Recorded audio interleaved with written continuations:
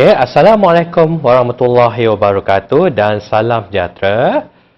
Hari ini cikgu akan terangkan sebuah topik yang bertajuk Cyber Security, Awareness and Discipline. Pertama sekali, cikgu nak kenalkan diri cikgu. Nama cikgu adalah Teknologis Syarul Effendi bin Abdul Rahman. Cikgu mengajar di MRSM Tun Ghazali Syafi'i, Kuala Lipis. Cikgu juga dibantu oleh beberapa cikgu yang akan membantu cikgu untuk menjawab soalan-soalan yang diutarakan oleh pelajar-pelajar di bahagian ruangan chatting ataupun komen. Okey, jadi pelajar-pelajar jangan malu untuk bertanya soalan ya. Okey, nama-nama cikgu yang akan membantu cikgu adalah Cikgu Zamzana binti Yatiman daripada MRSM Johor Bahru, Cikgu Abdullah Syuhaimi bin Rozlan daripada bahagian pendidikan menengah Mara, dan juga Cikgu Aizuna binti Othman, dari MRSM Tumpat. Pertama sekali kita pergi ke slide yang pertama. Untuk slide yang bahagian ini, cikgu akan terangkan tentang pengenalan kepada Cyber Security Awareness and Discipline. Pertama sekali kita lihat definisi computer security atau keselamatan komputer.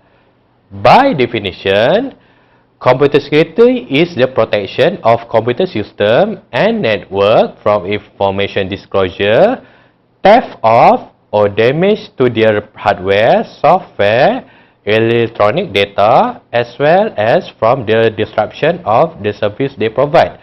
Dalam kata mudahnya, keselamatan komputer adalah mekanisme pelindungan oleh sistem komputer daripada apa-apa saja jenis pencerobohan luar, kecurian data atau kerosakan yang dilakukan oleh orang luar ataupun kita panggil dia sebagai hacker atau penceroboh, sama ada dari segi hardware, software, dari segi data ataupun dari segi gangguan servis yang komputer itu boleh sediakan. Apakah yang dimaksudkan dengan vulnerability in computer security? Pelajar, maksud vulnerability adalah kelemahan. Ingatnya, computer security ataupun keselamatan komputer walaupun diletakkan dengan pelbagai jenis-jenis keselamatan komputer, tetap akan ada kelemahan. Sebab tidak ada sistem komputer di dunia ini yang tidak ada kelemahan. Begitu juga dengan sistem komputer yang kita gunakan sekarang.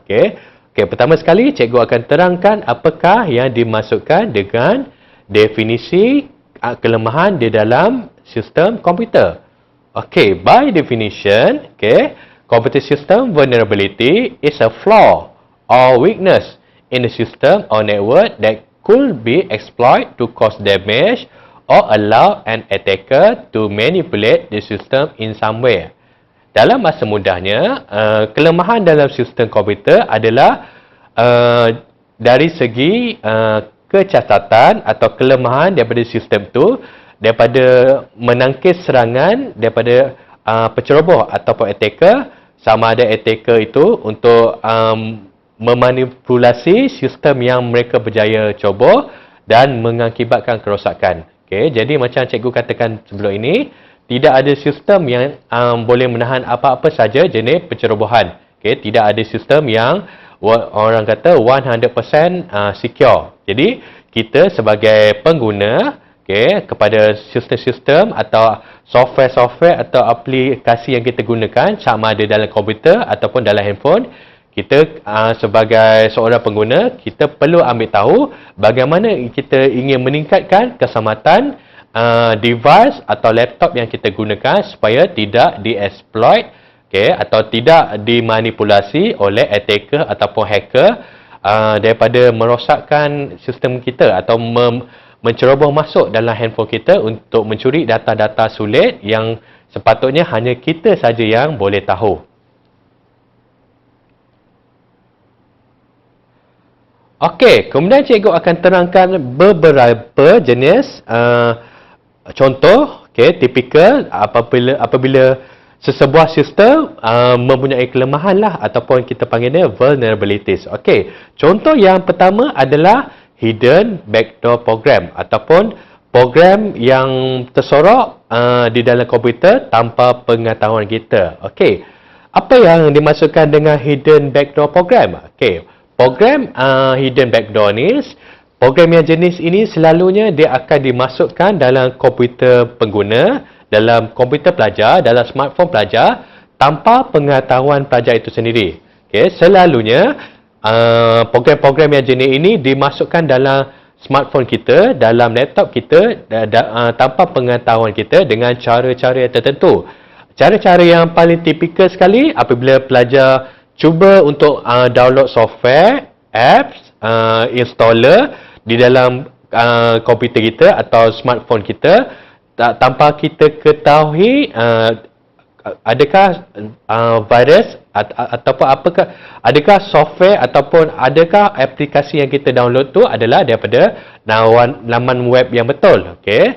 Selalunya kalau kita download software ataupun apps, kita boleh download daripada App Store, daripada Microsoft Store dan sebagainya. Tetapi kalau pelajar cuba download software tu daripada sumber-sumber yang tidak diketahui, hacker ataupun penceroboh, dia akan selalunya akan gunakan software asal, okay, kemudian dia akan masukkan sejenis software hidden, okay, hidden backdoor program supaya apabila pelajar cuba install apps atau software itu dalam komputer atau dalam smartphone, backdoor program ini pun juga akan dimasukkan sekali dengan bersama-sama dengan software asal yang pelajar download daripada sumber-sumber yang tidak boleh dipercayai. Jadi pelajar-pelajar hati-hati ya apabila memuat turun software daripada sumber-sumber yang tidak dipercayai, sebab ini adalah target utama untuk hacker-hacker ini atau penceroboh ini memasukkan program backdoor. Okay, supaya mereka mempunyai kebolehan untuk akses laptop kita, smartphone kita tanpa pengetahuan kita melalui perantaraan backdoor program ini. Itu adalah contoh yang pertama. Okay, contoh yang kedua adalah account privilege atau kebolehan untuk kita mengakses sesuatu account. Okay, contoh ini adalah apabila pelajar menggunakan laptop. Kalau laptop tu jenis berkongsi, misal kata kalau pelajar berkongsi dengan adik ke, dengan abang dan sebagainya, selalunya dalam laptop tu kita ada 2 ke 3 akaun yang berbeza supaya apabila kita nak menggunakan laptop yang sama, kita boleh gunakan akaun masing-masing supaya setiap orang tidak boleh memasuki atau mengakses file-file yang terdapat dalam akaun masing-masing. Jadi daripada itu kita boleh jagalah privacy atau keselamatan atau data yang terdapat dalam laptop lah. Okay, dalam laptop itu supaya pelajar-pelajar tidak boleh akses data di dalam file abang atau adik pelajar sendiri ya. Ingat ya, kita secara etikanya kita tidak boleh mengakses data orang lain. Jadi sebab itu kalau kita berkongsi komputer, smartphone dan sebagainya, cikgu galakkan pelajar untuk membuat beberapa akaun supaya akaun itu berasingan, tidak boleh digunakan oleh orang yang bersama. Dan setiap akaun ini kalau boleh letaklah password atau kata kunci supaya tidak ada orang yang boleh masuk sewenang-wenangnya di dalam akaun itu. Okay, itu adalah contoh yang kedua.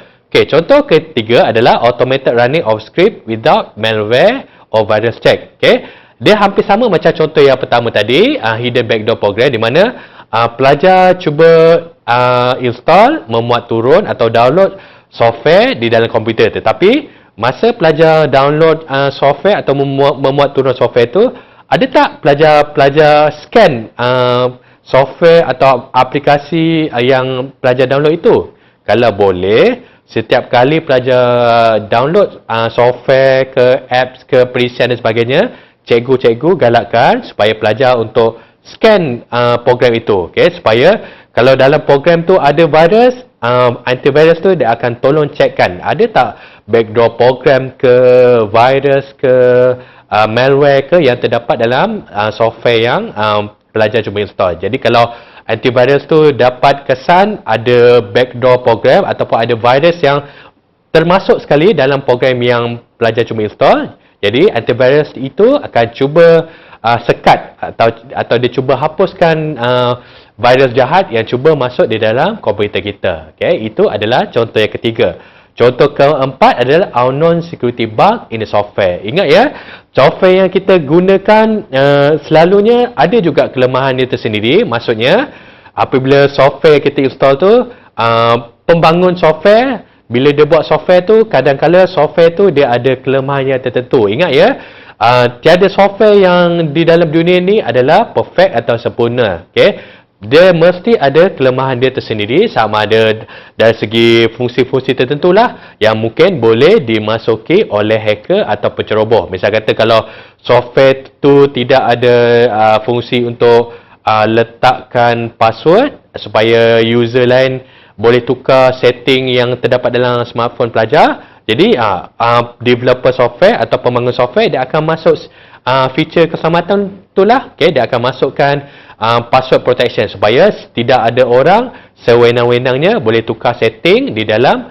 software yang pelajar-pelajar gunakan. Okay, jadi ingat ya, pelajar-pelajar mesti sentiasa update atau mengemaskini software-software yang pelajar gunakan dalam smartphone ataupun laptop. Yang paling penting bila pelajar nak kemaskini, software-software yang perlu dikemaskini, yang wajib dikemaskini oleh pelajar, yang pertama adalah antivirus software. Ingat ya pelajar, bila pelajar sentiasa mengemaskini atau update security software, misal kata macam antivirus, jadi apa-apa saja virus baru yang terdapat dalam internet dan sebagainya boleh disekat daripada memasuki komputer pelajar-pelajar. Sebab itulah cikgu-cikgu galakkan pelajar-pelajar sentiasa update antivirus supaya virus-virus yang baru tidak dapat masuk di dalam komputer para pelajar ataupun dalam smartphone. Okay? Kemudian software atau perisai yang paling penting juga untuk sentiasa dikemas kini adalah pelajar punya operating system atau dalam bahasa istilah teknikal dia adalah OS. Okay, contoh-contoh OS. Okay, contoh-contoh OS yang pelajar selalu guna kalau gunakan smartphone. Contoh-contohnya adalah macam Android, iOS. Okay, itu adalah dua contoh utama lah kalau operating system yang di dalam smartphone.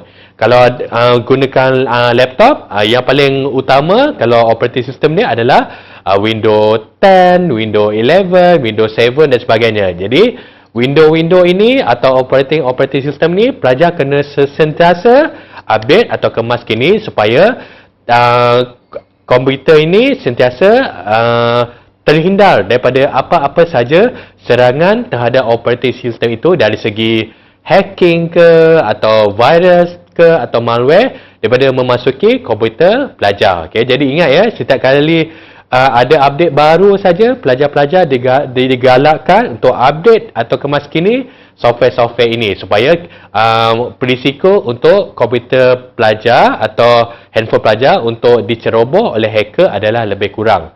Okay, kemudian contoh yang terakhir dalam slide ini adalah unencrypted data on network. Okay, maksudnya kalau pelajar-pelajar menggunakan software-software yang berbentuk komunikasi, misal kata WhatsApp ke, Telegram ke, Zoom ke dan sebagainya, pastikan software-software ini dia ada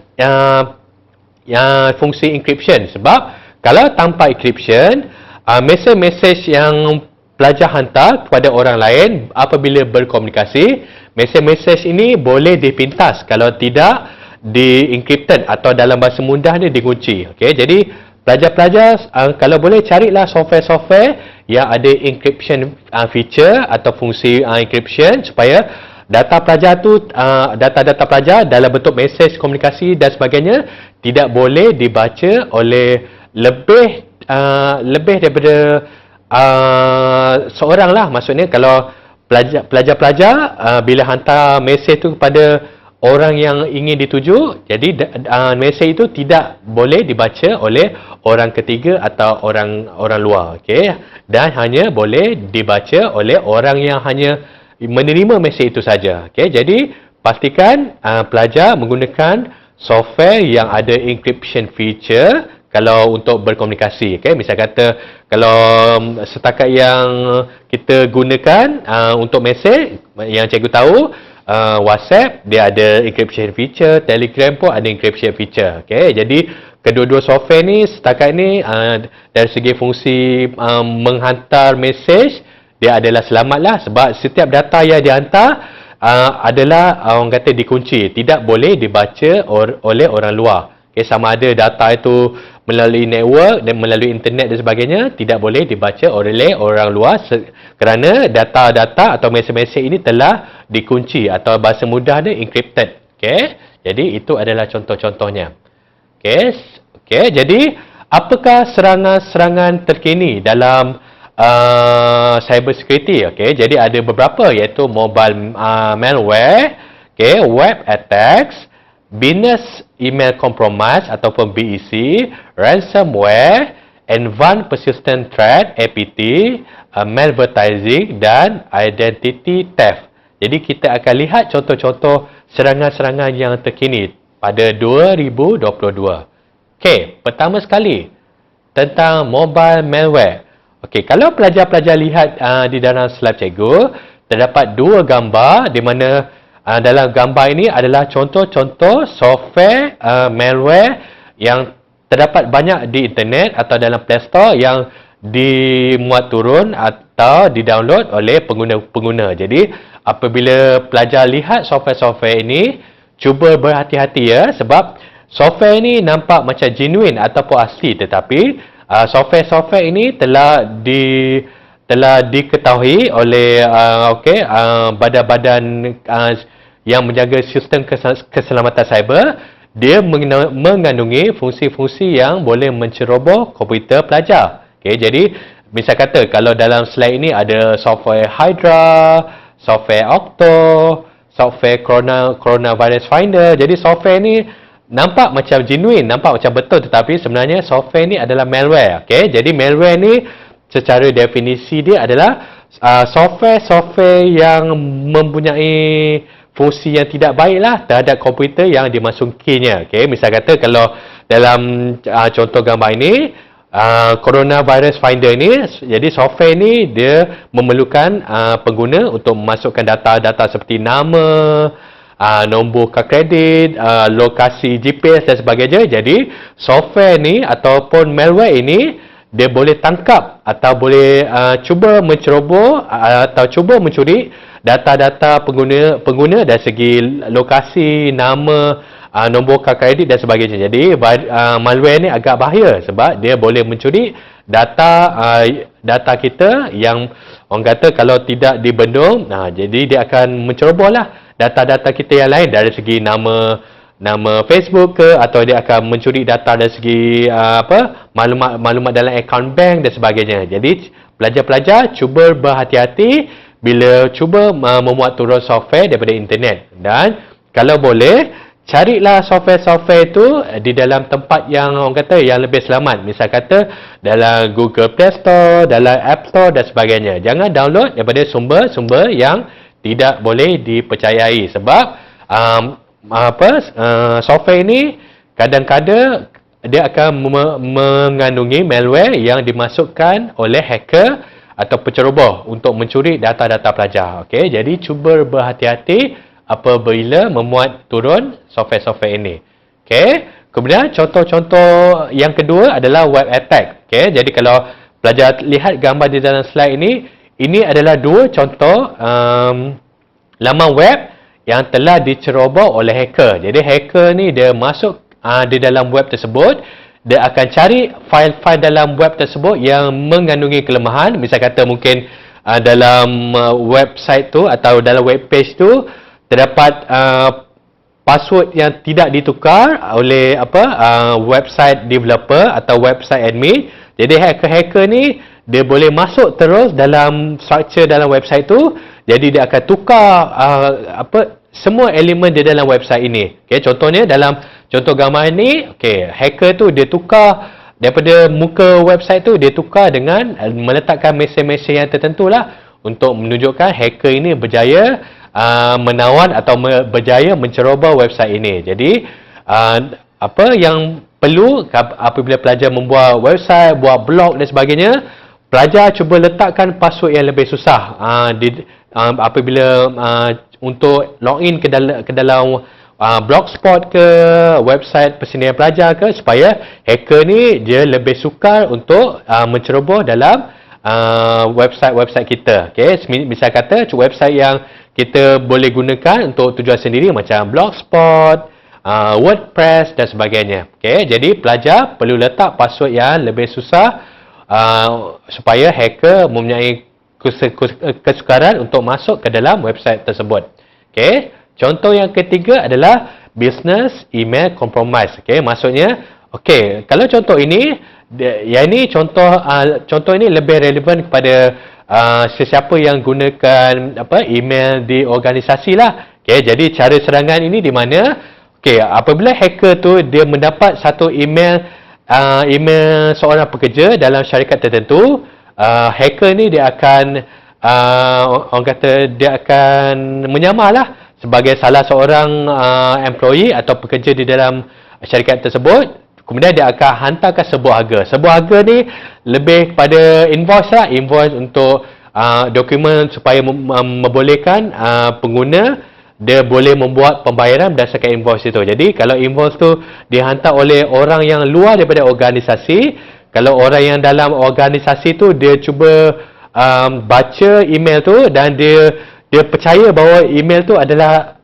rakan sekerja mereka sendiri, jadi mereka akan orang kata akan membuat pembayaran lah berdasarkan maklumat dalam email yang sebenarnya bukan email betul tetapi email yang digunakan oleh penyamar ataupun hacker. Jadi daripada situ orang kata pembayaran secara tidak sah akan berlaku. Jadi akan mengakibatkan kerugian lah sebab pembayaran telah dibuat bukan kepada orang yang sebenar tetapi orang yang membuat penyamaran menggunakan email yang telah orang kata compromise atau telah disalahguna oleh penyamar ataupun hacker. Okey, contoh yang seterusnya adalah ransomware. Ransomware adalah gabungan daripada ransom dengan software. Okey, ransom, kalau pelajar ingin tahu, ransom maksudnya tebusan. Okey, software adalah software lah. Jadi secara mudahnya ransomware adalah software yang meminta tebusan. Okey, maksudnya yang bagaimana? Okey, mekanisme ransomware ni dia berlaku apabila software ini dia berjaya memasuki komputer atau smartphone pelajar. Dan software ni dia secara automatik akan diprogram oleh hacker.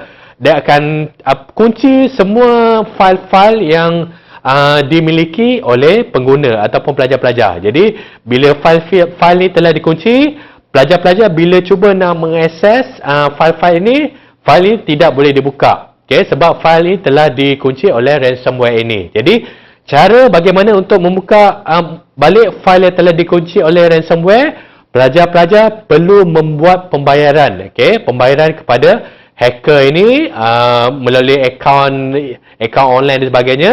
Jadi hacker ini akan beri password kepada pengguna atau mangsa yang terkena ransomware ini.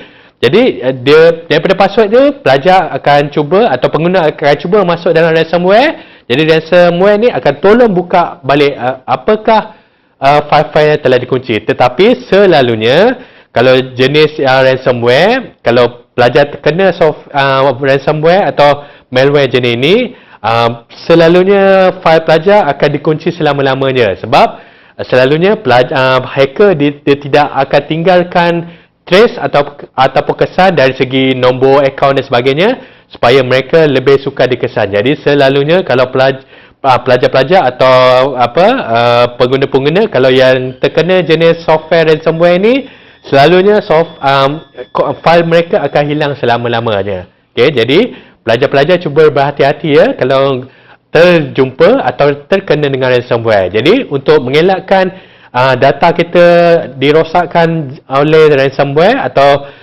virus-virus atau malware yang seumpama dengan ini, cikgu galakkan pelajar-pelajar untuk sentiasa backup file kita di tempat lain, simpan dalam cloud dan sebagainya supaya kalau file kita terkena dengan ransomware, kita ada backup file yang kita boleh dapatkan semula. File kita tidak hilang selama-lamanya diakibatkan oleh kerosakan yang dibawa oleh ransomware ini. Kemudian Advanced Persistent Threat, APT.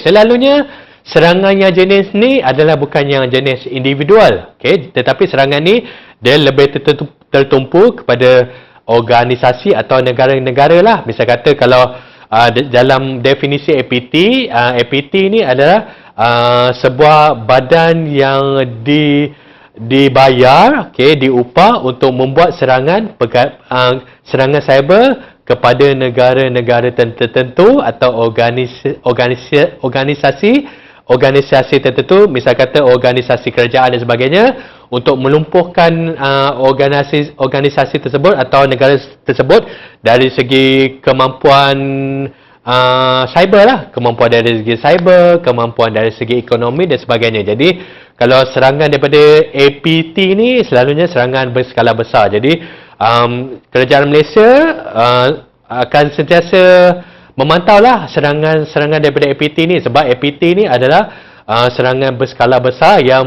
boleh mengakibatkan sistem cyber atau sistem ekonomi boleh lumpuh. Okay? Sebab serangan ni selalunya serangan ni dibuat secara sistematik dan besar-besaran oleh oleh organisasi-organisasi tertentulah. Okay, yang orang kata secara sistematik dia akan serang negara-negara yang menggunakan sistem komputer atau sistem keselamatan yang lemah. Okay, dari segi cyber security dia. Okay.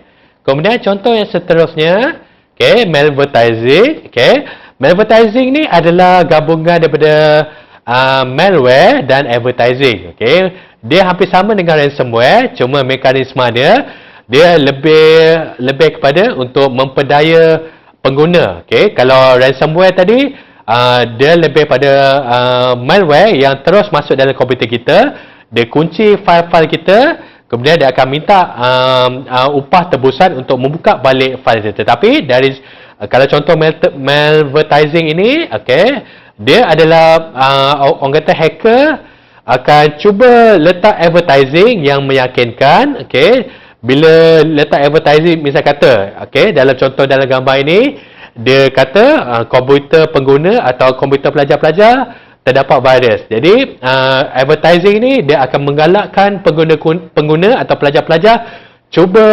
download antivirus, supaya antivirus ni dia boleh tolong tolong scan, tolong buangkan antivirus yang terdapat dalam komputer pelajar. Tetapi di sebaliknya, malvertising ni adalah antara punca-punca virus boleh masuk dalam komputer pelajar, sebab dia sebenarnya dia hanyalah advertising yang orang kata tipu, okay, ataupun tidak genuine ataupun palsu. Jadi bila pelajar dapat advertising yang jenis-jenis ini, cuba lihat betul-betul, cuba pastikan adakah dia adalah antivirus yang betul ke tidak, ataupun adakah dia jenis betul ataupun tulen. Jadi pelajar selalu kena cek. Jadi macam cikgu recommendkan tadi, pelajar kalau boleh, kalau nak install software, app dan sebagainya, cuba cari daripada sumber-sumber website atau sumber-sumber yang sahih lah.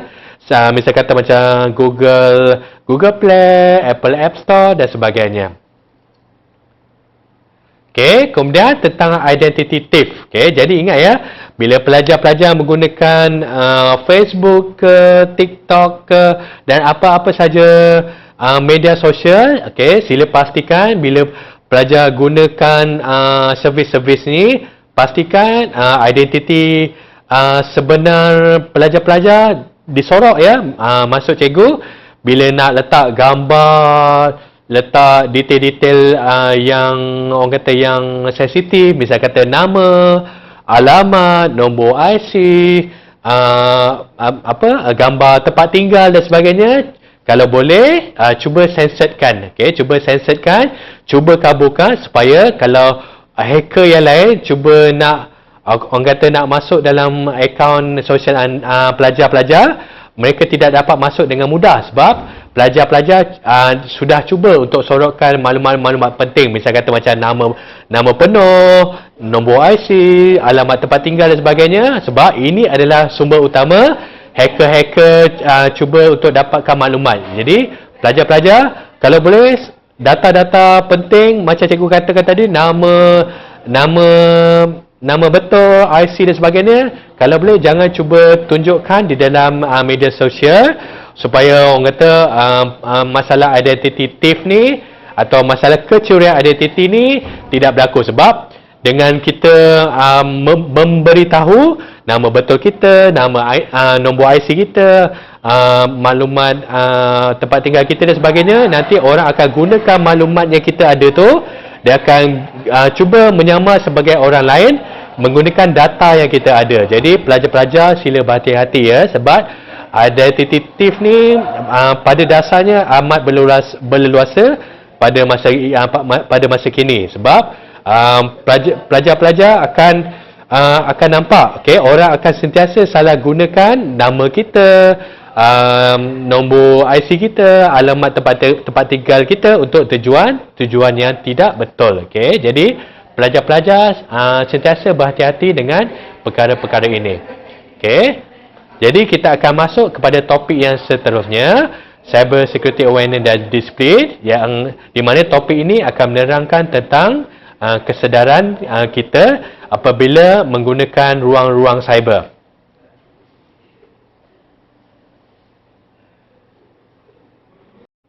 Dekat bahagian ini akan terdapat beberapa jenis serangan yang boleh dilakukan di alam cyber. Pertama sekali adalah serangan mobile ataupun kita panggil mobile attack. Okay, mobile attack ini berlaku di mana? Okay, mobile attack selalunya berlaku apabila pengguna menggunakan apa-apa saja mobile device seperti smartphone, tablet, laptop dan sebagainya. Okay. Jadi mobile attack ini berlaku apabila hacker mampu mengakses peranti mudah alih pengguna untuk melakukan sesuatu yang tidak baik. Okay, ada beberapa aspek yang kita boleh lihat untuk berlakunya mobile attack. Okay, pertama sekali adalah tentang jailbreaking and routing. Why it is disaster? Okay, apakah itu jailbreaking and routing para pelajar?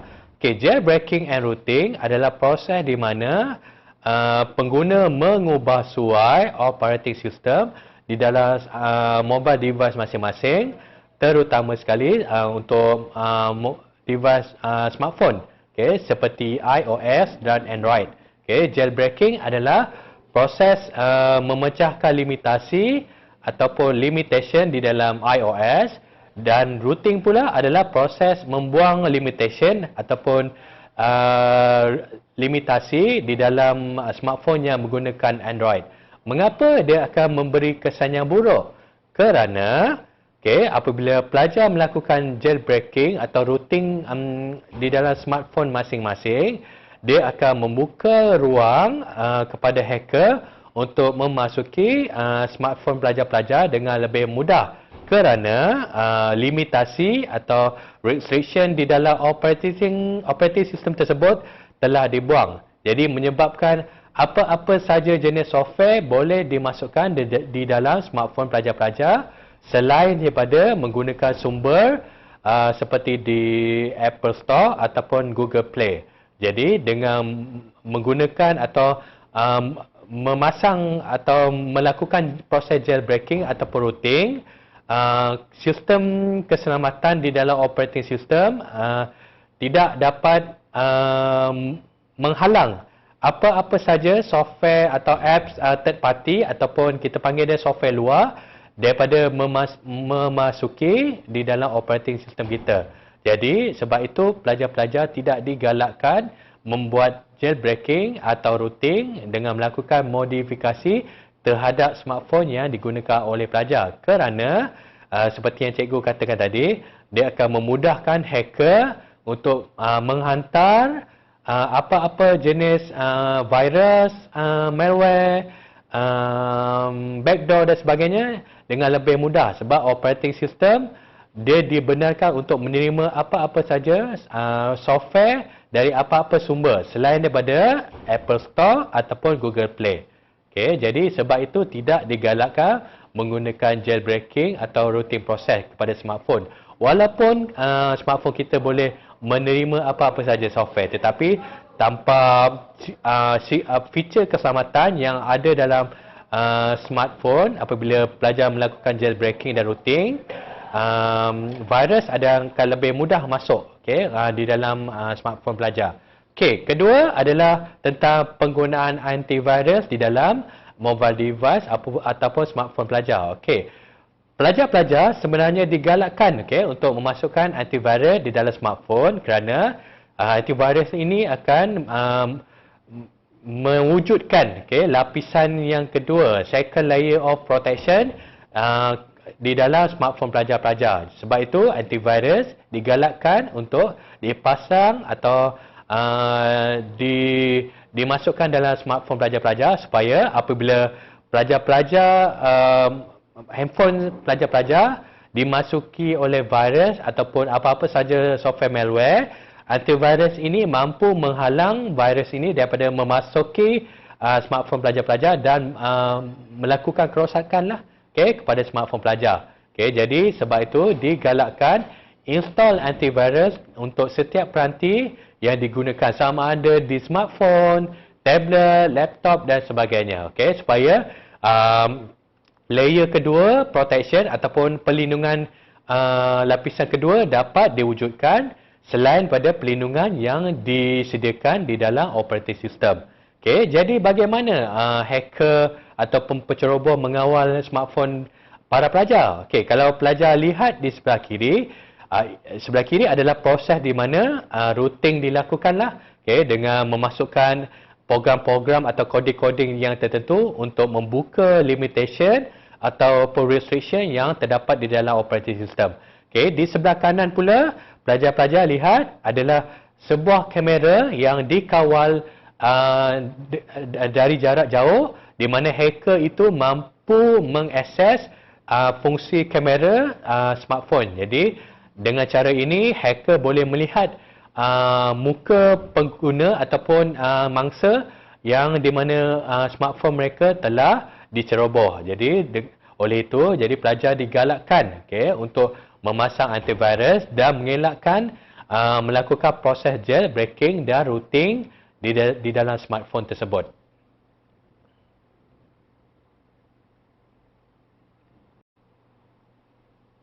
Pelajar, untuk serangan yang ketiga pula adalah serangan tanpa wire ataupun kita panggil sebagai wireless attack. Jadi terdapat beberapa elemen di dalam wireless attack. Yang pertama sekali kita lihat persoalan, why public Wi-Fi and free hotspot are dangerous?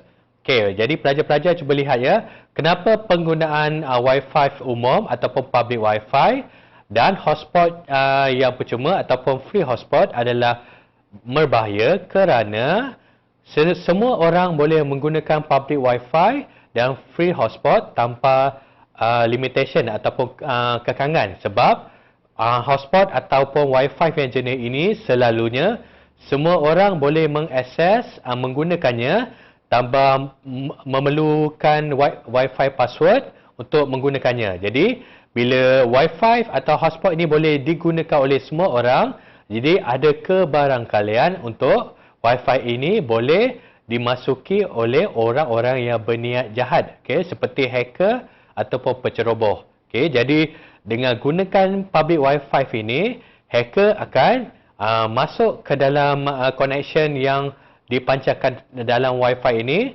Jadi hacker ni akan cuba memintas apa-apa saja jenis data yang melalui public Wi-Fi ini. Jadi apabila pelajar menggunakan public Wi-Fi ini untuk membuat komunikasi, sama ada gunakan messaging ke, gunakan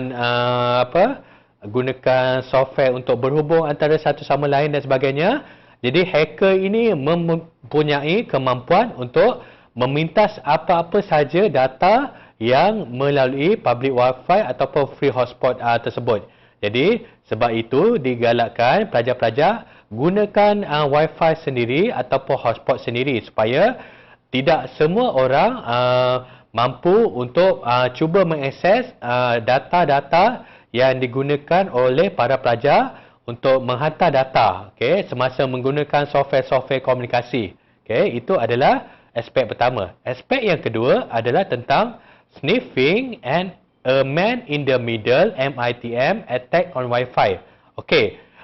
Perkara ini berlaku apabila pelajar-pelajar Sebelum ini pernah masuk satu Wi-Fi yang di mana settingnya pelajar-pelajar telah simpan di dalam laptop, tetapi pada keesokan harinya bila pelajar masuk ke Wi-Fi tersebut, Wi-Fi tersebut akan connect ataupun bersambung kepada new connection yang namanya sama seakan-akan seperti yang apa yang pelajar telah masuk pada semalam, okey, pada yang sebelum ini. Jadi bila pelajar nampak nama connection ataupun nama Wi-Fi tu adalah sama, jadi mangsa akan terus masuk ke Wi-Fi yang mereka anggap sebenarnya sama, tetapi sebenarnya Wi-Fi access itu telah direka oleh man in the middle, asalnya oleh hacker, untuk membolehkan hacker itu mendapat akses penuh kepada connection yang bersambung kepada komputer mereka. Okey, jadi mangsa yang telah bersambung dengan connection ataupun sambungan ini, mereka akan tidak perasan data mereka sebenarnya telah terus dihantar kepada hacker dan bukannya pada Wi-Fi yang mereka sambung sebelum ini. Jadi serangan melalui wireless attack adalah agak berbahaya sebab hacker ataupun penceroboh mempunyai kemampuan penuh untuk memintas apa-apa saja data yang dihantar oleh mangsa di dalam menggunakan public Wi-Fi ataupun free hotspot tersebut.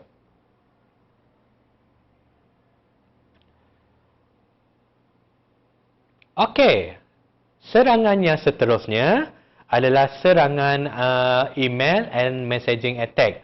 Okey, jadi serangan-serangan ini lebih kepada penggunaan apa-apa saja software, servis ataupun apps untuk tujuan komunikasi. Okey, misal kata contoh-contoh dalam slide ini adalah WhatsApp, Telegram dan email. Jadi bagaimana mekanisme email dan messaging attack berlaku? Okey, pertama sekali kita tengok WhatsApp dan Telegram. Okey, jadi kalau untuk WhatsApp dan Telegram, misal kata hacker itu dia akan menghantar message yang direka atau kita panggil fabricated, okay, yang diubah suai untuk memancing mangsa untuk membuka apakah yang terdapat di dalam mesej tersebut. Jadi hacker itu menghantar mesej yang palsu. Jadi apabila mangsa membuka mesej tersebut, okay, mesej tersebut mungkin mengandungi attachment atau mempunyai program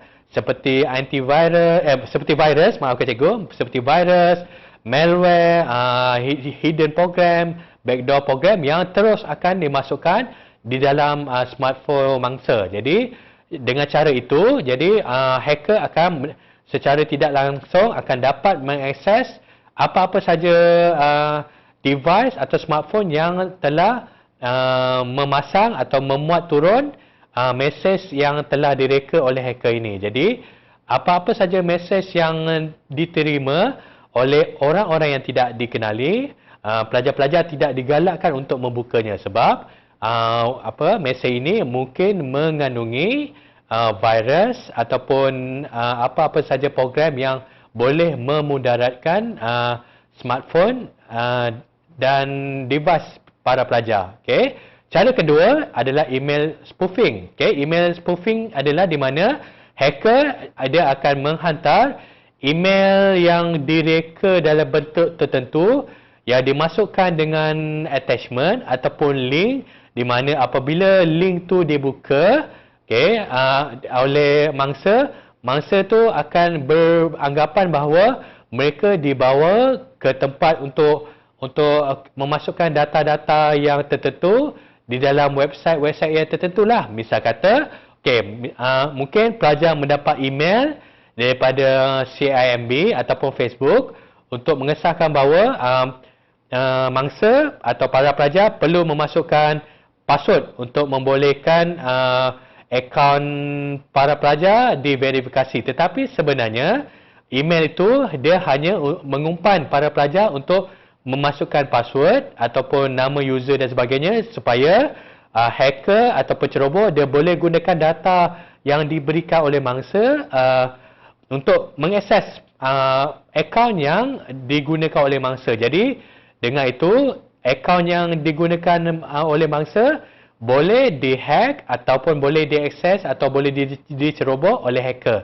Jadi apabila pelajar-pelajar menerima email yang tidak dikenali, digalakkan untuk terus delete email tersebut supaya apa-apa saja cubaan untuk mendapatkan maklumat-maklumat daripada pelajar tidak dapat dilakukanlah, okey, sebab apabila user ataupun mangsa dia punya data telah diambil oleh hacker, jadi dari situlah hacker akan cuba menceroboh apa saja akaun yang dimiliki oleh pengguna tersebut, sama ada akaun bank, akaun media sosial dan sebagainya. Jadi apabila menerima email-email yang tidak dikenali, digalakkan supaya pelajar-pelajar delete terus, okey, email ataupun mesej-mesej yang tidak dikenali atau tidak diketahui kesahihan dia. Okey.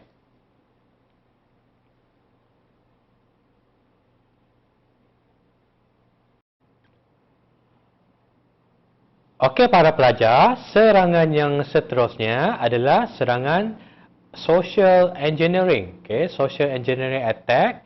Okey, di mana untuk serangan ini, okey, terdapat beberapa aspek yang akan cikgu kupas. Okey.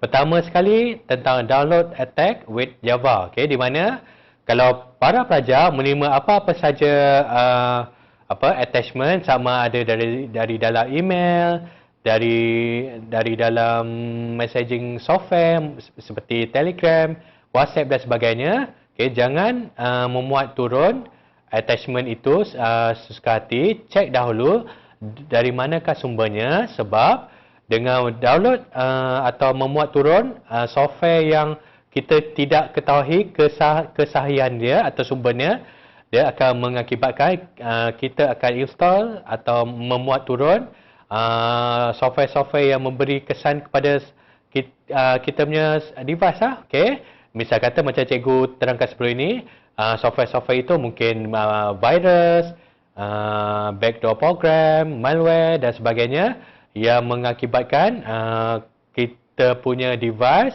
seperti smartphone, laptop dan sebagainya akan dijangkiti oleh virus-virus tersebut ataupun program-program tersebut yang boleh mengakibatkan kesan buruk. Okay, jadi tidak digalakkan pelajar-pelajar untuk memuat turun apa-apa saja jenis attachment, software, program dan sebagainya dari sumber yang kita tidak kenali. Okay.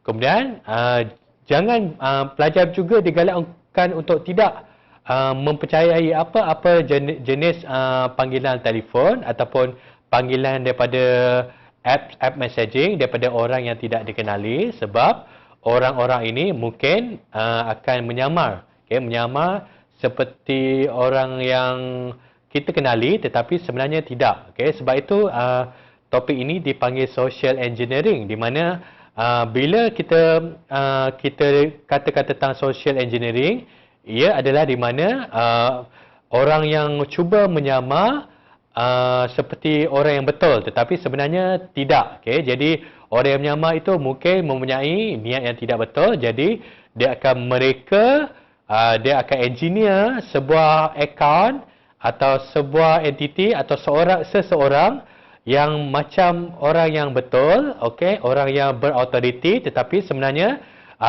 orang itu adalah orang yang palsu ataupun akaun itu adalah akaun yang dibuat-buat. Jadi para pelajar mesti berhati-hati bila berinteraksi di dalam social media. Kita kena lihat adakah akaun Facebook itu asli ataupun tidak. Kita boleh lihatlah dari situ, mungkin kalau akaun yang asli dia letakkan gambar dan sebagainya, tetapi kalau akaun yang tidak asli dia mungkin tidak meletakkan gambar dan tidak meletak apa-apa info yang meyakinkan. Jadi pelajar-pelajar kena lihat balik akaun yang kita connect atau friend with, supaya pelajar-pelajar tidak terkena dengan apa-apa saja cubaan yang tidak baik oleh sesiapa saja yang gunakan kaedah social engineering attack, untuk mengumpan mangsa dia untuk mendapatkan sesuatu dengan cara tidak betul lah, sama ada mendapatkan duit ataupun wang daripada akaun yang bukan milik mereka, mendapatkan faedah-faedah yang tertentu lah. Okay, jadi pelajar-pelajar tidak digalakkan untuk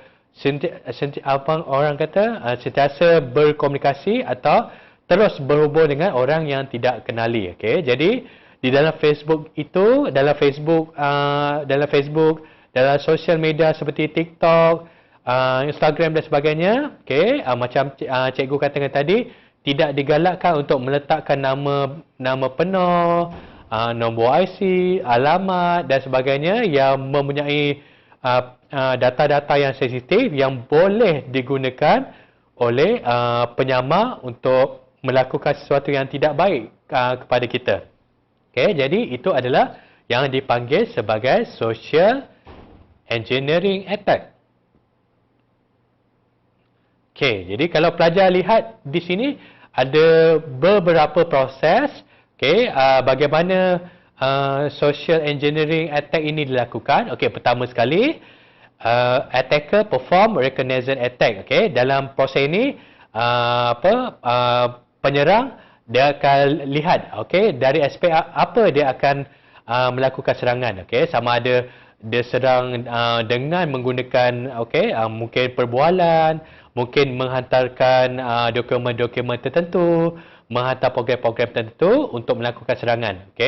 Proses kedua pula, pengguna dia akan menerima email ataupun mesej di mana dalam email itu atau dalam mesej itu mungkin mempunyai attachment, program ataupun software ataupun apa-apa saja bentuk program file, di mana kalau user tu user ataupun mangsa, apabila dia download program itu ataupun file itu, dia akan terus masuk ke dalam device mangsa, sama ada smartphone, laptop dan sebagainya. Jadi program itu dia akan execute atau dia akan menjalankan fungsi-fungsi yang menarik data-data sensitif mangsa. Jadi dari situ dia akan curi data-data pengguna dari segi nama, nombor kad mendalam, nombor akaun bank dan sebagainya. Dan dari situ program itu dia akan menghantar data-data ini balik semula kepada penceroboh ataupun penyerang yang menghantar fail yang mengandungi attachment ataupun program yang berbahaya tadi. Jadi daripada gambar ini pelajar lihat bagaimana senario social engineering attack berlaku.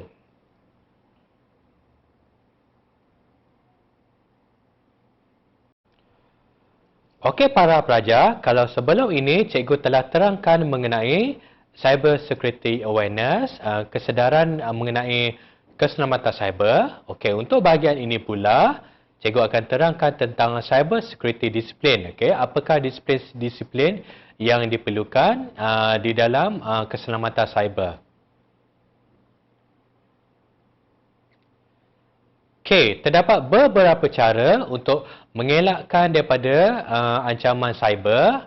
Kalau pelajar lihat di sini ada beberapa, iaitu pertama sekali mengenai secure password. Macam cikgu terangkan sebelum ini, pastikan password yang digunakan oleh para pelajar adalah password yang hanya para pelajar je tahu, bukan orang lain. Gunakan password yang sukar diteka oleh orang lain. Itu adalah cara mengelakkan serangan cyber yang pertama. Yang kedua adalah two-factor authentication. Di mana untuk yang kedua ini, apabila pelajar gunakan apa-apa saja servis ataupun software dan sebagainya, pastikan dia mempunyai feature two-factor authentication. Di mana feature ini menyebabkan akaun para pelajar lebih selamat sebab dia memerlukan dua jenis verifikasi. Kalau dalam contoh ini, verifikasi menggunakan password dan PIN number.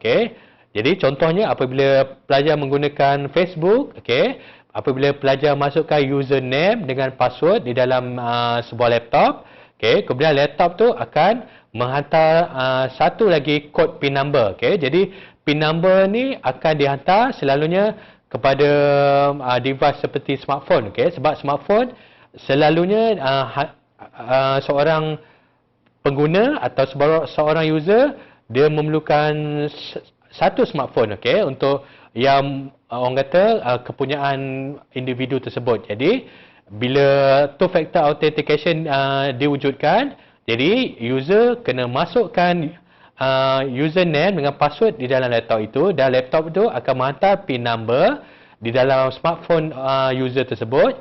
Jadi daripada smartphone tu user akan lihat, okey, nombor PIN number, dan PIN number itu pula akan dimasukkan ke dalam ruang kosong di bahagian pengisian PIN di dalam laptop tersebut. Jadi maksudnya di sini ada orang kata dua layer, okey, dua layer of protection, okey, di mana user bukan sahaja terpaksa masukkan password, tetapi user perlu masukkan PIN number yang hanya dihantar kepada smartphone yang berdaftar dengan akaun Facebook tersebut. Jadi maksudnya di sini apabila hacker dia mendapat info tentang username atau password semata-mata, mereka tidak dapat masuk dalam akaun Facebook tersebut. Mereka juga perlu mempunyai akses kepada smartphone pengguna, baru mereka boleh masuk kepada akaun tersebut. Tetapi kalau mereka tidak ada, jadi dia akan lebih sukarlah. Sebab itu two factor authentication digalakkan, dipasang oleh para pelajar apabila menggunakan apa-apa saja servis yang memerlukan account authentication. Okay. Yang ketiga adalah securing mobile device. Okay. Macam cikgu katakan sebelum ini, untuk membolehkan kita punya mobile device seperti smartphone dan sebagainya lebih selamat, cikgu galakkan semua pelajar untuk masukkan antivirus, kemudian pastikan operating system kita itu tidak dilakukan dengan sebarang jailbreaking ataupun routing. Okay. Kemudian browsing securely, okay, di mana kalau pelajar melayari internet, pelajar cuba lihat di bahagian address bar browser atau pelayaran internet tersebut, di mana kalau browser itu dalam keadaan selamat, sama ada dari segi data yang dihantar adalah telah dikunci atau di-encrypt.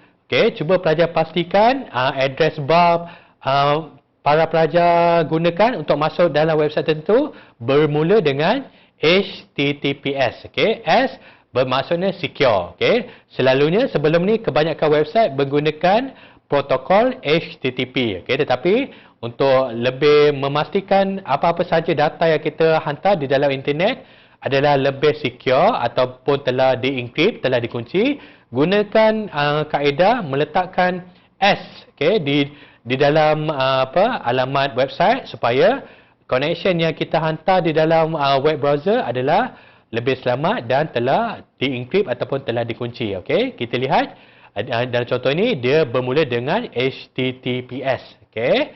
Kemudian pastikan akses kepada apa-apa saja pendrive yang digunakan oleh pelajar hanya boleh diakses oleh orang-orang tertentu saja, tidak boleh diakses oleh orang-orang lain, supaya tidak ada cubaan untuk masukkan program ataupun virus di dalam pendrive tersebut. Okey, kemudian seperti cikgu katakan tadi, apabila berkomunikasi menggunakan internet, menggunakan messaging software, dengan menggunakan email dan sebagainya, pastikan komunikasi-komunikasi tersebut menyokong proses encryption, okay, supaya data atau e-mail yang dihantar tidak boleh dibaca terus oleh hacker atau penceroboh, okay, kerana mesej itu telah dikunci dengan menggunakan encryption feature. Okay.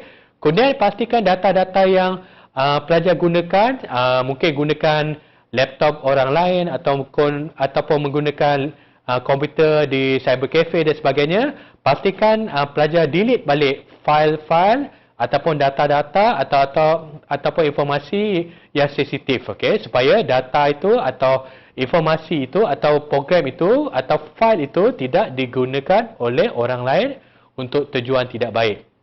Okay. Kemudian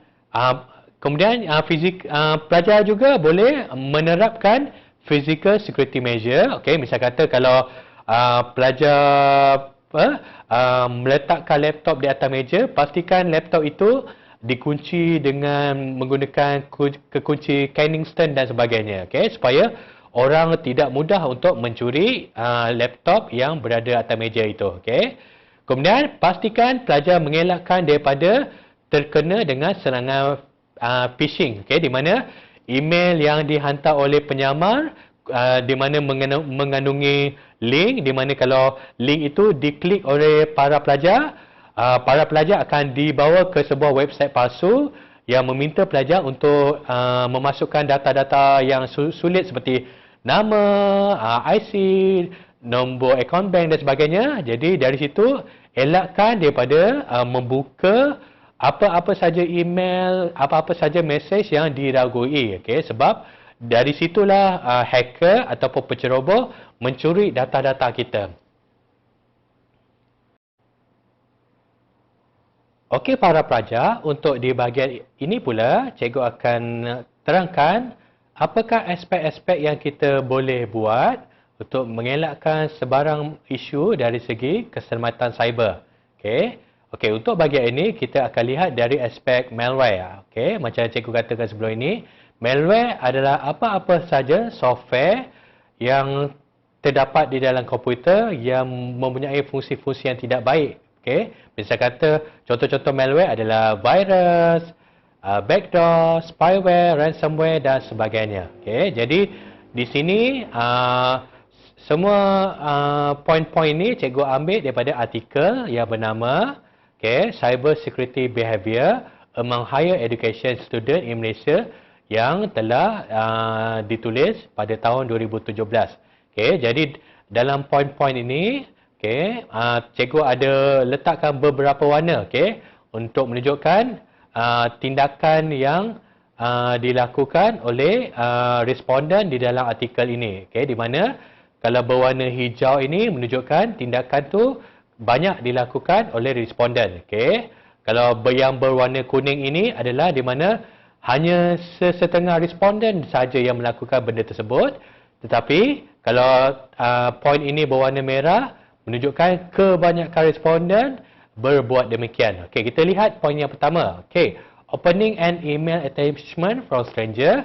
Okey, seperti cikgu katakan tadi, digalakkan untuk tidak membuka sebarang email daripada orang yang kita tidak kenali. Okey, jadi kebanyakan responden bertindak dengan betul. Okey, untuk poin yang pertama ini. Okey, poin yang kedua, opening an email attachment with interesting subject line. Okey, untuk poin yang ini pula, sebahagian daripada responden dia membuka email yang mempunyai mempunyai tajuk yang menarik perhatian. Jadi ingat ya, walaupun tajuk itu menarik perhatian, kita jangan buka ya, sebab kadang-kala ia adalah salah satu taktik yang digunakan oleh hacker untuk memancing mangsa-mangsa yang terkena serangan phishing attack. Okay, kemudian very sure about status of antivirus software in PC bermaksud sesetengah saja responden yang pasti tentang status antivirus di dalam device mereka. Jadi seperti yang cikgu katakan sebelum ini, pastikan antivirus para pelajar dalam keadaan sentiasa dikemaskini dan sentiasa update. Untuk menghalang apa-apa saja malware yang baru yang cuba menyerang device para pelajar. Kemudian opening an email attachment with multiple attention, maksudnya para pelajar bertindak betul untuk tidak membuka sebarang email yang mempunyai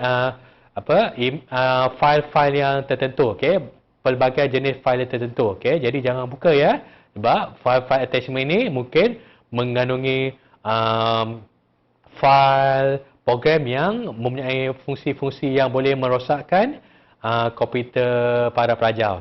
Kemudian yang poin yang seterusnya, sense something is wrong if computer run extremely slow. Ini bermaksud kebanyakan responden dia sensitif atau dapat mengesan apabila komputer mereka berjalan atau beroperasi dalam keadaan perlahan, bermaksud komputer mereka telah dijangkiti oleh virus.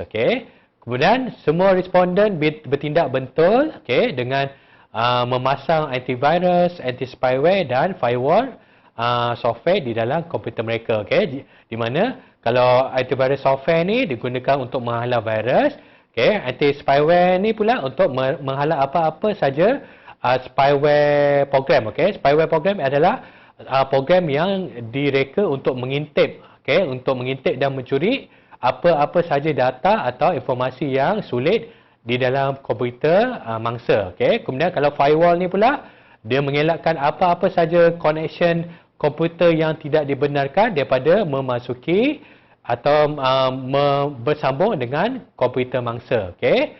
Kemudian kita lihat poin yang seterusnya, willing to download material from unsecure site. Okay? Ini bermaksud responden, sesetengah responden dia masih lagi sanggup untuk download apa-apa saja material, program, file daripada site ataupun website ataupun sumber yang tidak diketahui kesahihannya dari segi keselamatan, okey, ataupun dari segi security dia. Okey, jadi macam cikgu katakan sebelum ini kepada para pelajar, okey, kalau boleh jangan download apa-apa saja software daripada sumber yang tidak dipercayai. Okey. Kemudian apply security patch as soon as possible. Okey, maksudnya para pelajar atau para responden di dalam artikel ni menunjukkan sebahagian saja yang selalu update operating system. Okey. Sama juga macam ni, kalau antivirus kebanyakan memang install, tetapi untuk operating system misal kata macam iOS, Android, Windows 7, iMac dan sebagainya, okey, para pelajar atau para responden dia kurang menitik beratkan mengemaskini operating system. Okey. Kemudian poin yang kedua terakhir, okey, kebanyakan responden memang mengamalkan mengimbas PC mereka, device mereka dari sebarang virus, okey, atau sebarang malware yang boleh masuk ke dalam komputer mereka. Okay? Dan poin yang terakhir sekali, kebanyakan responden tidak patuh adalah di mana kebanyakan responden memang sanggup, okay, untuk memasang atau memuat turun apa-apa saja software free daripada internet. Okay? Jadi ingat ya para pelajar, kebanyakan hacker dia menggunakan freeware. Okay? Freeware ni maksudnya software ni boleh didapati secara free dari internet. Okay? Jadi walaupun software ni adalah free, okay, percuma dia akan mempunyai kebarangkalian untuk hacker untuk masukkan apa-apa saja malware yang berbahaya di dalam freeware ini. Okay? Misal kata dia akan masukkan spyware, ransomware, virus dan sebagainya, supaya bila kita install freeware ni, kita juga menginstall apa-apa saja virus yang berbahayalah yang akan masuk dalam komputer kita dan akan memusnahkan komputer kita. Okey, berdasarkan fungsi-fungsi yang ditetapkan oleh hacker ataupun penceroboh itu tadi. Okey, behavior yang kedua yang kita akan lihat adalah dari segi penggunaan password. Okey, jadi kalau pelajar lihat poin-poin di sini, okey, kebanyakan pelajar menggunakan password yang tidak mengikuti pattern-pattern di dalam keyboard. Misal kata, kalau password yang terlampau mudah, seperti contoh, password 1, 2, 3, 4, okay, password 5, 6, 7, 8, okay, jadi dari situ, banyak responden tidak menggunakan password jenis itu. Sebab password yang sebegitu, lebih mudah diteka oleh orang lain. Okay. Kemudian, kebanyakan responden tidak berkongsi, okay, password dengan orang lain, bagus. Okay. Kemudian kebanyakan responden dia menggunakan pelbagai password untuk pelbagai aplikasi yang berlainan. Okay. Maksudnya dia guna satu password untuk satu app, tetapi gunakan password yang lain untuk apps yang berlainan. Okay. Jadi dari situ dia akan memberi kesukaran kepada hacker untuk hack atau menceroboh kepada semua akaun kalau akaun tu mempunyai password yang sama. Okay. Tetapi malangnya kebanyakan responden dia tidak menggunakan kombinasi password yang lebih secure atau lebih selamat. Okay. Dalam contoh ini, ingat ya, password yang lebih secure selalunya kita kombinasikan dia dengan penggunaan huruf kecil, lowercase, huruf besar, uppercase, masukkan atau selitkan dengan nombor dan masukkan dengan special character seperti @ underscore dan sebagainya. Jadi ingat ya, password yang bagus pelajar kena kombinasikan dengan huruf besar, huruf kecil, nombor dan apa-apa sahaja special character seperti @ underscore dan sebagainya. Tetapi kebanyakan pengguna dia menggunakan password lebih daripada 8 karakter. Jadi ingat ya, lebih panjang password lebih bagus sebab lebih sukar untuk hacker untuk hack atau menceroboh kepada akaun kita. Tetapi malangnya kebanyakan responden dia menggunakan password berdasarkan informasi-informasi yang personal. Maksudnya dia gunakan nama kereta, nama kucing, nama dia sendiri, nama pelajar sendiri sebagai password. Jadi itu memang tidak boleh dilakukan lah, sebab ini memberi kemudahan kepada hacker untuk meneka apakah password yang digunakan. Kemudian sebagian responden dia jarang atau tidak pernah menukarkan password. Mereka menggunakan password yang sama seumur hidup. Jadi cikgu galakkan para pelajar untuk sentiasa tukar password supaya bila hacker dapat sahaja password tertentu, bila para pelajar masukkan password yang baru, jadi hacker tidak dapat menceroboh kepada akaun yang kita ada. Kemudian kebanyakan responden dalam artikel itu dia tidak menggunakan feature usage of remember my password option. Jadi cikgu galakkan supaya kalau browser yang digunakan oleh para pelajar, kalau dia keluar notifikasi remember my password, kalau boleh digalakkan untuk tidak menggunakannya. Kecuali kalau para pelajar menggunakan laptop sendiri. Tetapi kalau para pelajar menggunakan device yang dikongsi, misal kata dalam lab komputer, dalam cyber cafe dan sebagainya, digalakkan untuk tidak menggunakan feature ini supaya kalau orang lain gunakan laptop atau gunakan komputer yang sama, nanti takut orang tu pun juga boleh mengakses akaun para pelajar. Jadi ini akan mengakibatkan kebocoran data sensitif lah. Kemudian para responden juga dia tidak pernah atau kurang menulis password yang mereka gunakan di atas kertas dan sebagainya. Sebab kalau kita tulis atas kertas dan sebagainya, kalau kertas tu hilang atau diambil orang lain, jadi dia akan memberi peluang pada orang lain untuk menggunakan password yang ditulis itu untuk mengakses akaun para pelajar. Kemudian yang terakhir sekali, sebahagian daripada responden dia tidak menggunakan feature never use hint to recover forgotten password. Jadi kalau boleh digalakkan untuk tidak menggunakan hint sebab kalau para pelajar menggunakan hint, ini akan memberi kemudahan sedikitlah pada hacker atau orang yang berniat buruk untuk masuk ke dalam akaun para pelajar. Jadi itu adalah cyber security behavior on password usage. Dan terakhir sekali adalah tentang penggunaan. Kalau pelajar lihat dalam gambar ini adalah contoh penggunaan password yang kuat untuk mengelakkan orang atau hacker lebih mudah untuk akses kepada akaun para pelajar. Di mana kalau kita lihat gambar ni, dia ada menggunakan kombinasi nombor, menggunakan lowercase, uppercase, lepas tu dia menggunakan special case, special symbol seperti arrow, palang, underscore dan sebagainya. Jadi ini adalah contoh password yang kuat untuk mengelakkan akaun kita diceroboh, dihack oleh orang lain. Okey pelajar, untuk slide ini cikgu akan terangkan mengenai cyber security behavior on phishing issue. Pertama sekali cikgu ingin highlightkan balik, tekankan balik apa yang dimaksudkan dengan phishing. Phishing adalah di mana apabila seseorang menyamar daripada syarikat tertentu atau organisasi-organisasi tertentu supaya mereka boleh menghantar email yang meyakinkan kepada mangsa mereka untuk membolehkan mereka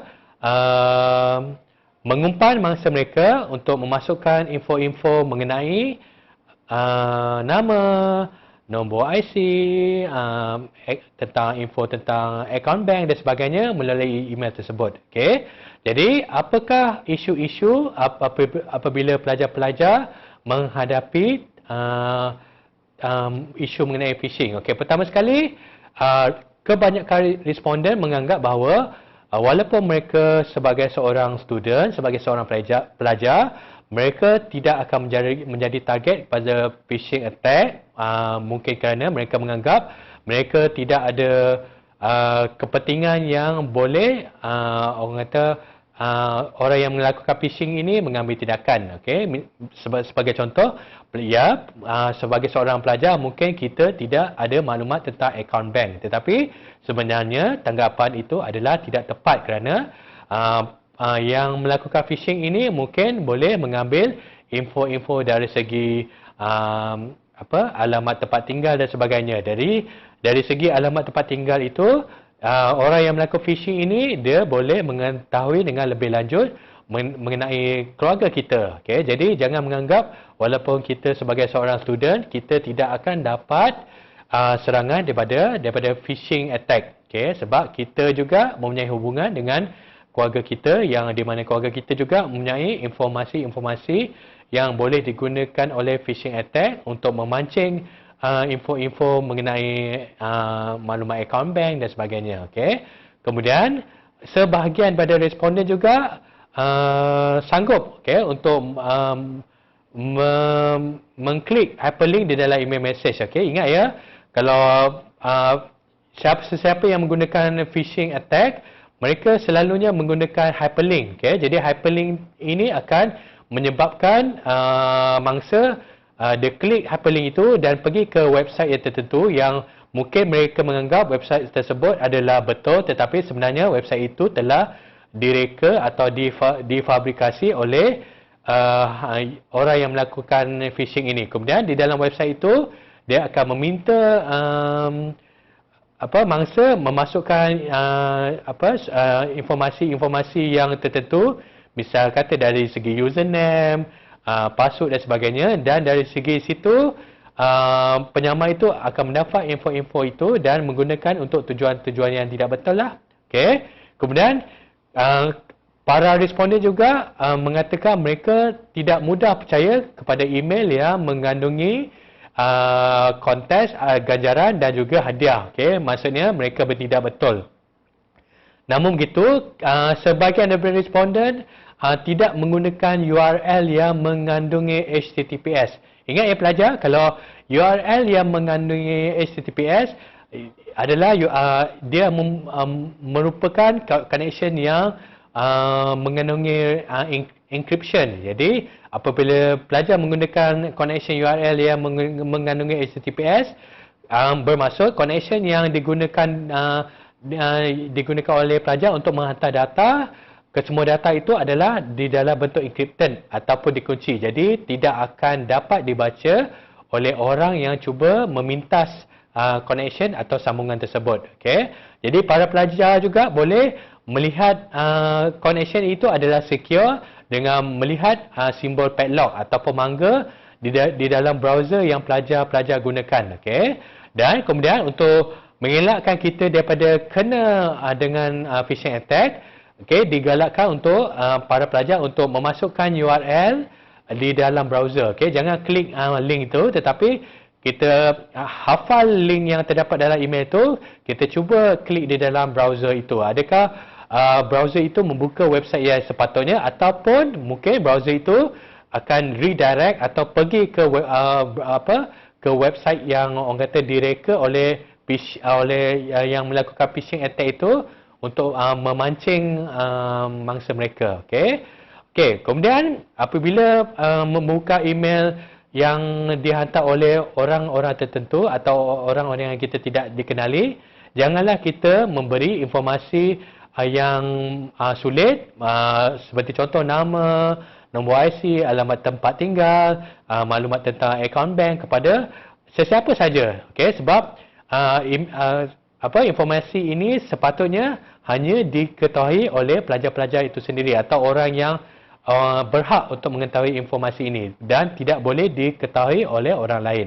Kemudian dari segi masa ke semasa, okey, para pelajar juga mesti sentiasa meningkatkan ilmu tentang phishing knowledge, okey, sebab berdasarkan artikel yang cikgu tunjukkan sebelum ini, sebahagian daripada para pelajar tidak meningkatkan ilmu mereka tentang phishing knowledge. Ingat ya, orang yang melakukan phishing attack ini, mereka akan sentiasa memperbarui taktik-taktik mereka untuk bagaimana untuk mengumpan mangsa-mangsa mereka. Jadi, para pelajar juga perlu sentiasa meningkatkan ilmu tentang bagaimana orang yang melakukan phishing attack ini melakukan jenayah mereka untuk mengumpan mangsa-mangsa mereka untuk kepentingan mereka sendiri. Okey, kemudian slide yang terakhir adalah mengenai cyber security behavior on social engineering issue. Okey, jadi cikgu highlightkan balik apa yang dimaksudkan social engineering issue adalah di mana seseorang yang menyamar membuat atau mereka akaun di media sosial supaya mereka nampak seperti orang yang betul, entiti yang genuine, tetapi sebenarnya mereka adalah seorang yang penyamar. Okey, jadi kalau kita lihat poin-poin ini, terdapat banyak poin yang orang kata dipraktikkan oleh user atau pengguna ataupun student untuk mengelakkan mereka daripada terjebak di dalam social engineering issue. Okey, pertama sekali kita lihat poin yang pertama, not interested in reading social engineering issue. Jadi kita lihat di sini separuh daripada responden tidak minat untuk membaca tentang social engineering issue. Ingat ya, ini adalah serangan cyber security yang amat rancak pada masa kini, di mana banyak orang yang orang kata menyamar, menyamar untuk mendapatkan maklumat penting daripada mangsa mereka. Jadi kita kena sentiasa alert, sentiasa mengambil tahu tentang social engineering issue supaya kita tidak terjebak dengan penyamar-penyamar yang cuba mengambil kesempatan terhadap kita. Okey. Yang poin kedua pula, kebanyakan responden bertindak betul ya. Mereka tidak reveal atau diorang tidak mendedahkan username dan password kepada sesiapa saja. Jadi ini tindakan yang betul ya. Jangan kita sesekali mendedahkan kita punya username dan password kepada orang lain kecuali diri kita sendiri. Kemudian kita sebagai seorang student, kita pun akan menjadi target atau menjadi target kepada orang yang melakukan social engineering attack ya, sebab kalau social engineering attack ni dia tidak akan melihat kepada status kita sebagai student atau bukan student, sebab social engineering attack ni bukan saja berkisarkan tentang duit, kadang-kala dia berkisarkan tentang orang kata tujuan untuk memalukan orang lain dan sebagainya. Jadi para pelajar kena berhati-hati ya apabila orang yang menyamar mula mendekati kita melalui social media. Jadi kebanyakan responden bertindak tepat, tidak respon kepada apa-apa saja call, message atau email daripada orang yang menyamar tetapi friendly terhadap kita. Jadi orang yang ingin berkenalan terhadap kita tu, kita kena ambil sikap berhati-hatilah. Jangan respon atau jangan message atau jangan email tanpa sebarang sebab yang munasabah. Kemudian kebanyakan responden juga bertindak betul dengan tidak memberikan sebarang password kepada sesiapa saja walaupun orang itu ingin membantu kita dari segi untuk mungkin kita ada kesukaran untuk akses ke dalam Facebook dan sebagainya. Jadi kalau ada orang itu meminta password daripada kita dan orang itu adalah mengaku daripada Facebook, wakil daripada Facebook, kita jangan sekali memberi password kepada mereka.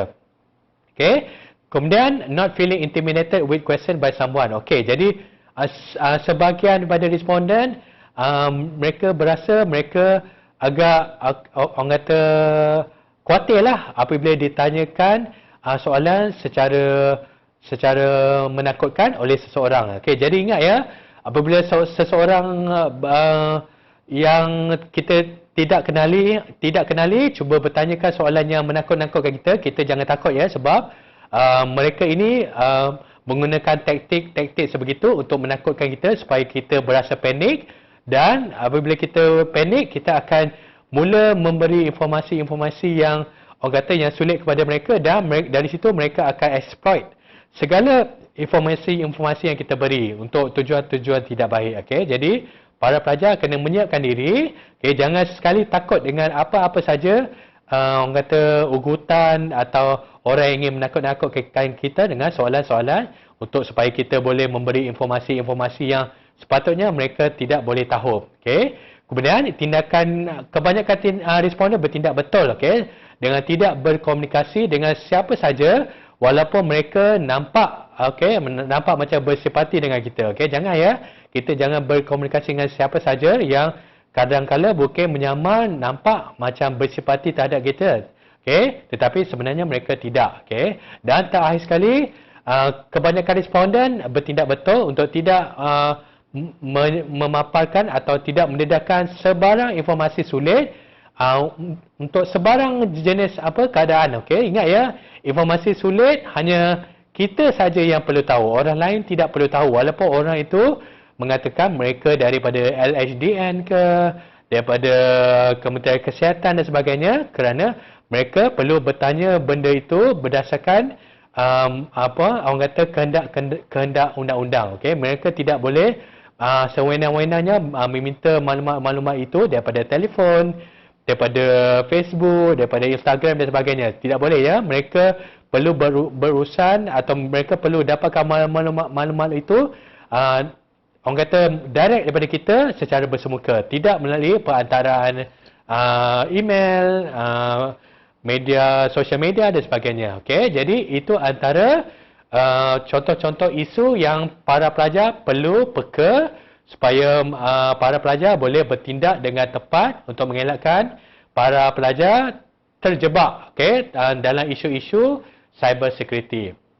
Okey, jadi itu adalah antara contoh-contoh disiplin yang para pelajar boleh amalkan supaya para pelajar tidak menjadi mangsa di dalam cyber security issue. Okey, jadi di situ itu saja, okey, ilmu informasi yang cikgu boleh kongsikan dengan para pelajar. Jadi cikgu minta maaf jika terdapat salah kata, okey, atau salah info yang cikgu berikan secara tidak sengaja. Jadi cikgu minta maaf. Okey, jadi kalau para pelajar ada sebarang soalan, sebarang informasi, sebarang kemusykilan dan sebagainya, para pelajar boleh type di bahagian komen atau bahagian chatting. Okey, jadi guru-guru facilitator akan membantu para pelajar untuk mendapatkan jawapan yang lebih tepat. Okey, jadi sebelum cikgu undurkan diri, jadi cikgu minta maaf sekali lagi jika terdapat sebarang salah kata, okey, tersilap maklumat. Okey, jadi kalau para pelajar ada soalan dan sebagainya, boleh type di ruang komen. Okey, semoga kita berjumpa lagi di masa yang akan datang. Okey, terima kasih para pelajar. Assalamualaikum warahmatullahi wabarakatuh. Okey, terima kasih semua.